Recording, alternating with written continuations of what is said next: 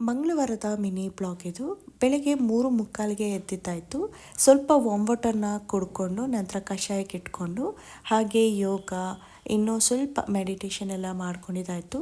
ಇನ್ನು ಯೋಗ meditation ಮುಗಿಯೋಷ್ಟರೊಳಗೆ almost 5:30 ಆಗಿತ್ತು. ನಂತರ ಸ್ನಾನ ಎಲ್ಲ ಮಾಡಿಕೊಂಡು ಮನೆಯೆಲ್ಲ ಕ್ಲೀನ್ ಮಾಡಿದ್ದಾಯಿತು. ಇದಾದಮೇಲೆ ಬ್ರೇಕ್ಫಾಸ್ಟ್ಗೆ ಏನು ಬೇಕು ಅದನ್ನು ಕುಕ್ಕರಲ್ಲಿ ಇಟ್ಕೊಂಡಿದ್ದಾಯಿತು.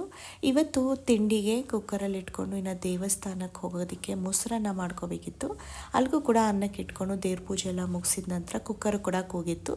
ಹಾಗೆ ಒಂದೊಂದು ಕೆಲಸನೇ ಮಾಡ್ಕೊಂಡಿದ್ದಾಯಿತು.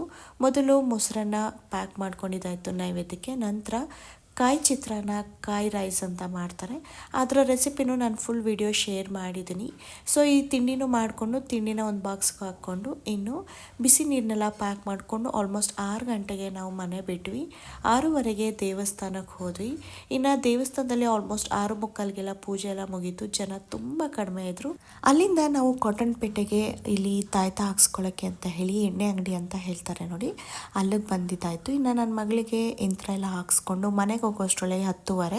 ನಂತರ ನಾನು ಆಫೀಸಿಗೆ ಹೋಗಿ ಆಫೀಸಿಂದ ಮುಗಿಸ್ಕೊಂಡು ಮನೆಗೆ 6:45ಗೆ ಬಂದೆ. ಡಿನ್ನರ್ಗೆ ತುಂಬ ರುಚಿಯಾದಂಥ ಎಣ್ಣೆ ಬಳಸದೆ ಉಪ್ಪಿಟ್ಟನ್ನ ಮಾಡಿದ್ದೆ. ಅದರ ರೆಸಿಪಿನೂ ಕೂಡ ಶೇರ್ ಮಾಡಿದ್ದೀನಿ. ಹೀಗೆ ಈ ದಿನ ಬ್ಯುಸಿ ಇತ್ತು, ಹಾಗೆ ಈ ದಿನ ಹೀಗೆ ಕಳೀತು.